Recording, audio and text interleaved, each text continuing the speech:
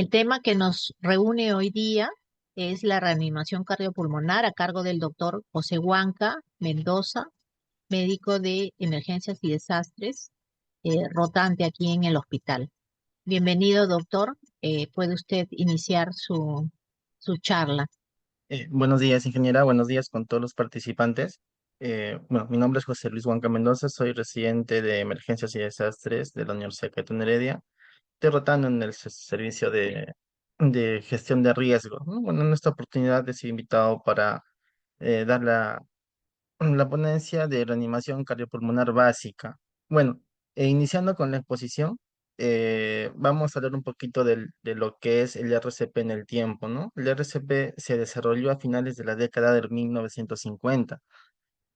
Hablamos de RCP y se nos viene a la mente al padre del RCP, que es el doctor Peter Safar, ¿no? Que es el que desarrolló el primer protocolo del RCP y que hasta ahora sigue llevando ese nombre a través de las sociedades de la AJA, del ILCOR, ¿no? Él creó ese acrónimo del ABC. Es un anestesiólogo austriaco en el del cual tuvimos la oportunidad, ¿no? De que haya trabajado en el Perú en el año 1952 en el INEM, creando el primer departamento de anestesiología en nuestro país, ¿no? Además que también es un estudioso de desastres naturales, hizo importantes publicaciones acerca de desastres naturales a nivel de Perú, Italia y Viena, ¿no? Entonces es considerado el padre del RCP. En 1960 se describen las compresiones, las ventajas de las compresiones torácicas.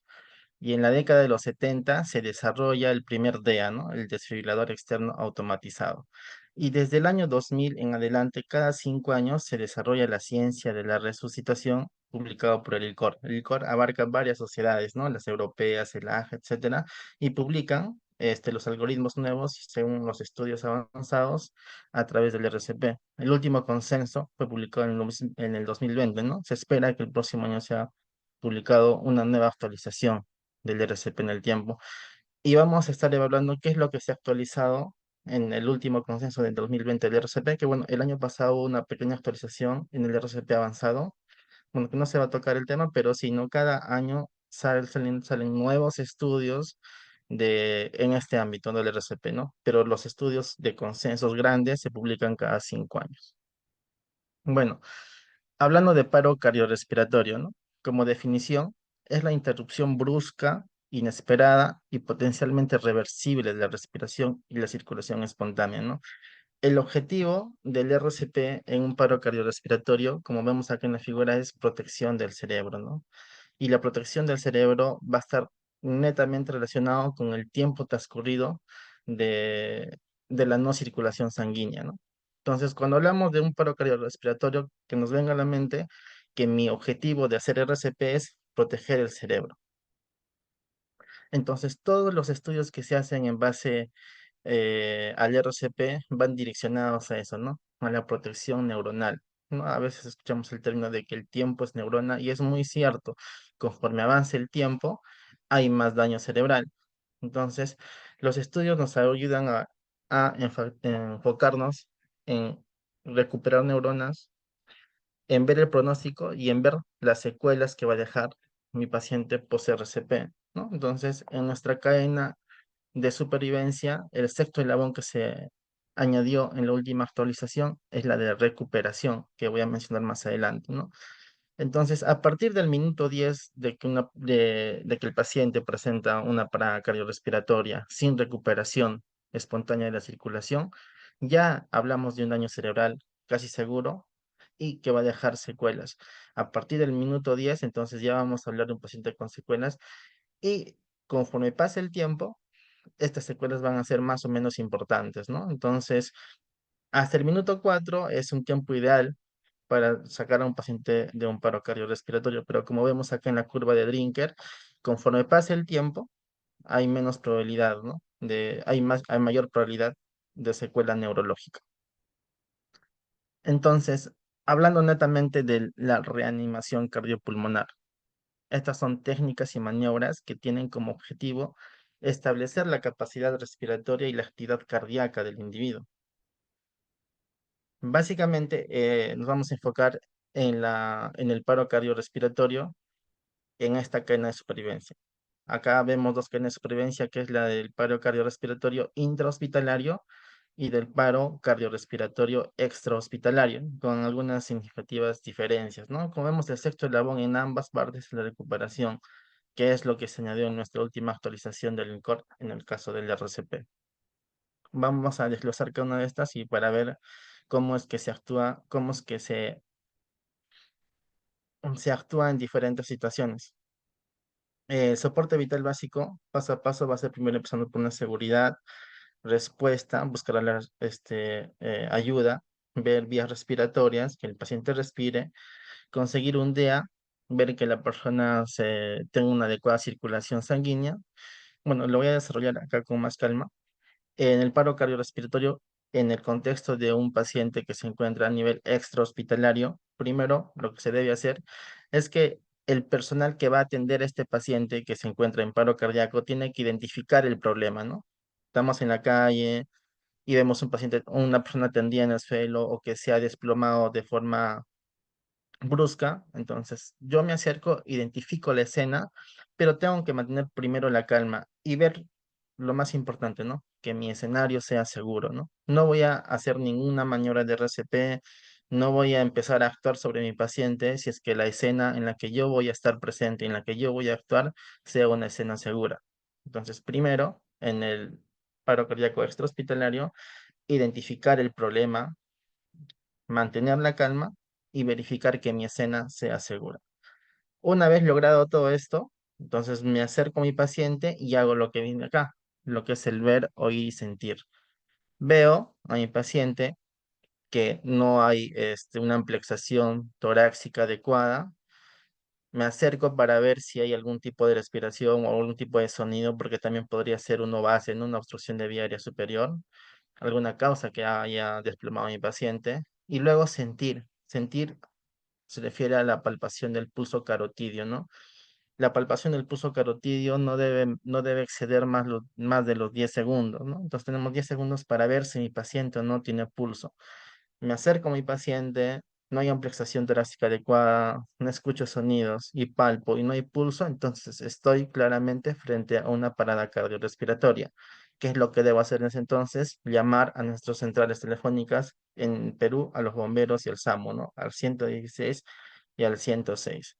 En el caso de que tenga una duda en cuanto a sentir o no sentir el pulso, si bien no estoy seguro si es que hay pulso o no en mi paciente, inicio RCP, ¿no? Ante la duda de que si hay o no pulso, inicio RCP hasta que llegue el personal adecuado a ayudarme en mi paciente. Entonces, viendo el tema del RCP, identifico el problema, veo, oigo, siento y pido ayuda. Si hay duda en cuanto al pulso, inicio el RCP. ¿Cómo se inicia el RCP? En este caso va a ver si hay si solamente va a ser una sola persona el que va a hacer el RCP o va a haber dos reanimadores, ¿no?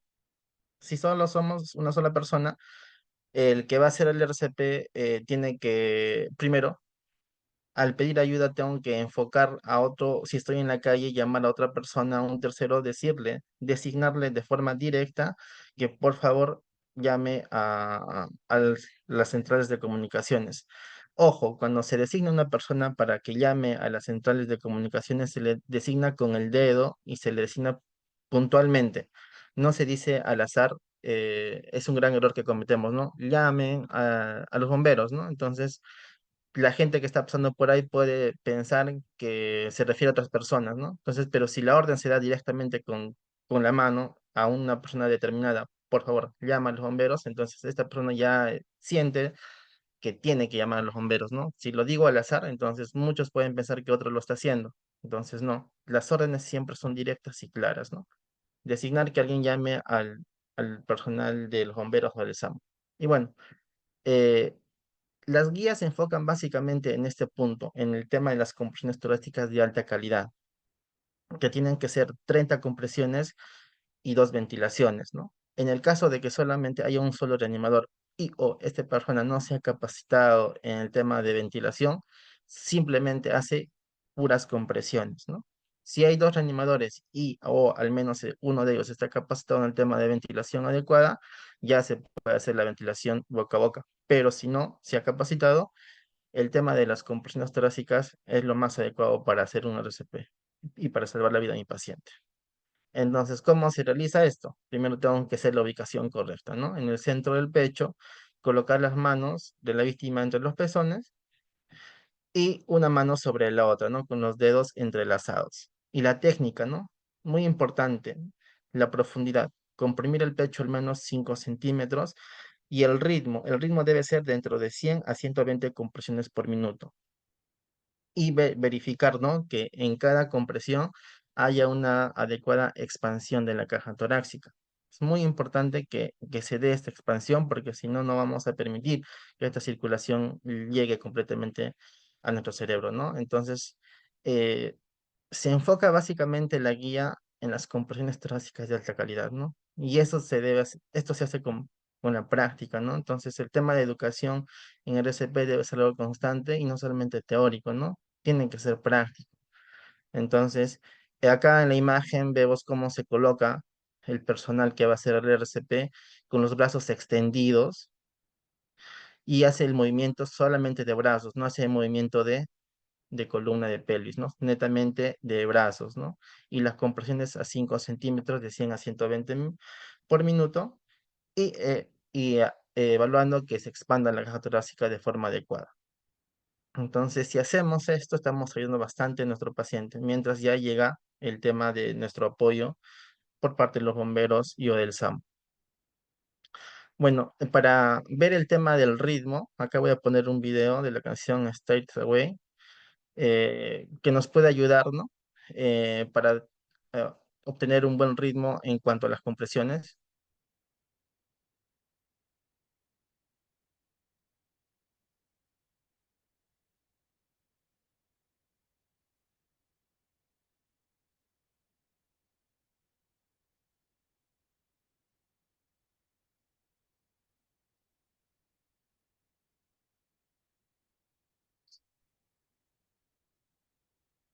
Bueno, y así hay varias canciones, ¿no?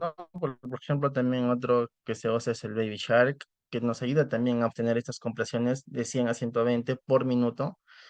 Y bueno, ¿no? Como vemos en el video también, estas simulaciones se hacen con capnógrafos, ¿no? Entonces, que nos ayudan a identificar si estamos haciendo una buena ventilación o no. Entonces, la única forma de que nosotros sepamos si nuestra ventilación, si nuestra compresión es adecuada, es practicando, ¿no? Como en Iquiques, ¿no? Llevando una buena educación en cuanto al RCP. Entonces, nuevamente enfocándonos en este tema de las compresiones de alta calidad, recalcarles que la profundidad es al menos de 5 centímetros y el ritmo, ¿no? Muy importante es el ritmo y la ampliación del tórax. Bueno, en cuanto a la técnica de la ventilación, si es que mi personal está capacitado, lo que debo hacer es que pinzar con el pulgar y el índice de la nariz, elevar el mentón hacia arriba y ventilar, ¿no? La ventilación tiene que durar no más de un segundo y hacerlo en dos oportunidades y verificar que el tórax se expanda con cada ventilación, ¿no? Entonces hago mis 30 compresiones y dos ventilaciones. Algo muy importante, ¿no? Cuando yo veo un paciente al cual yo voy a hacer un RCP, yo llamo a la central del SAMU, los bomberos, tengo que indicar la emergencia e indicarles que vengan con un DEA.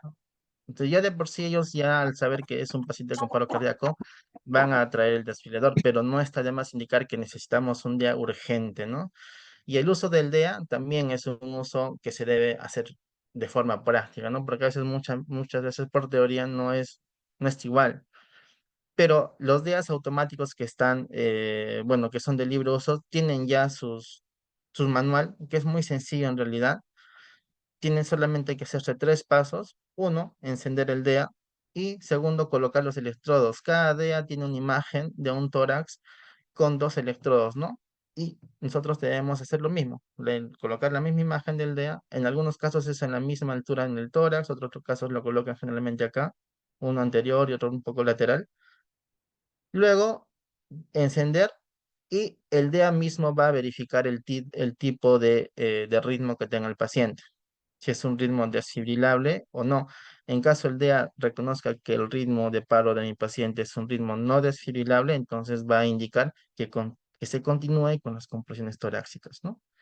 En caso indique que sí, el ritmo de paro de mi paciente es un ritmo que se va a desfibrilar, o sea, que va a requerir una carga eléctrica, va a indicar que se va a iniciar la descarga y también va a indicar que nos separemos, ¿no? Que nadie toque a nuestro paciente mientras se realiza la descarga. Entonces, estos DEAs ya están programados para emitir esas órdenes identificar ese diagnóstico de ritmo de parada cardíaca en mi paciente. ¿Y por cuánto tiempo será el RCP? La reanimación cardiopulmonar se debe realizar hasta que la persona recupere el latido cardíaco y la respiración y o llegue el personal médico al cual hemos llamado, ¿no? Pero si han transcurrido más de 20 minutos de RCP y no hemos tenido ningún tipo de respuesta y tampoco llegó el personal de SAMU, entonces se opta por suspender la reanimación. Entonces, la guía dice, ¿no?, entre 20 a 30 minutos, pero ya mayor a 20, ya hay una secuela muy importante neurológica donde se opta ya no realizar una maniobra de resucitación cardiopulmonar. Bueno, otro tema que veamos es en RCP básico, otro escenario que se nos puede tocar es que nos toque una paciente gestante que entre en parada cardíaca, ¿no? Entonces, en este punto hay que enfatizar ciertos puntos porque es básicamente lo mismo que se va a realizar, salvo ciertas especificaciones, ¿no? Primero, en la gestante debemos desplazar el útero hacia el lado izquierda con una o con las dos manos, ¿no? Las compresiones van a ser iguales de 100 a 120 por minuto y si va a haber dos reanimadores, uno al menos debe encargarse de desplazar el útero hacia el lado izquierdo. ¿Por qué? Porque es muy importante desplazar el útero hacia el lado izquierdo, ¿no? Por fisiología y por cambios en el embarazo, cuando crece el útero en estas personas, va a haber una compresión de la vena cava, ¿no? Esto es lo que va a provocar que haya una disminución del retorno venoso al corazón. Entonces es mejor separar ese útero para que se evite la compresión aortocava y fluya mejor la sangre cuando haga mi maniobra de reanimación cardiopulmonar. Es por eso que nosotros movemos el útero hacia el lado izquierdo, ¿no? También la guía indica, ¿no?, que si hacia el cuarto minuto no hay un retorno a la circulación espontánea, se debe realizar una cesárea de emergencia, ¿no? En el minuto 5, ¿no? Entonces, como mencioné en un inicio, ¿no? Los 4 minutos son muy importantes para que el paciente retorne a su nivel, a la circulación espontánea. Y en el caso de la gestante, lo recalca, ¿no? Si al cuarto minuto no hay una buena circulación, esta paciente debe entrar a cesárea de urgencia para salvar el producto, ¿no? Y bueno, en cuanto a la educación, en muchos otros países se ve el tema del RCP, se inculca ya desde las edades muy tempranas, ¿no? Se hace el uso de desfibriladores externos, incluso en las calles, hay así como equipos de llamada telefónica móvil o de cajeros, también hay sitios donde se colocan desfiladores externos adecuados para en ambientes de mucha acogida al público, ¿no? Por ejemplo, en mercados, en plazas, donde hay mucha afluencia de personas, existe estos días automáticos, ¿no? Entonces, básicamente la educación en otros países se enfoca bastante en el tema de que ya desde niños sepamos hacer una compresión torácica de alta calidad y las personas ya sean capacitadas en el manejo adecuado de los DEAs. Bueno, básicamente esta es la exposición de RCP básico. Bueno, se continúa esto con el RCP avanzado, que ya es un tema más intrahospitalario, eh, pero por lo pronto se hace un hincapié nuevamente en el RCP básico y en las compresiones de alta calidad. Y bueno, no hay que olvidarnos que el peor RCP es el que no se hace, ¿no? Como mencioné en un inicio, ¿no? Cuando es que no se palpa el pulso, no se evidencia el pulso en el momento de hacer RCP, ante la duda, iniciar el RCP, ¿no? Entonces, el peor RCP es el que no se hace.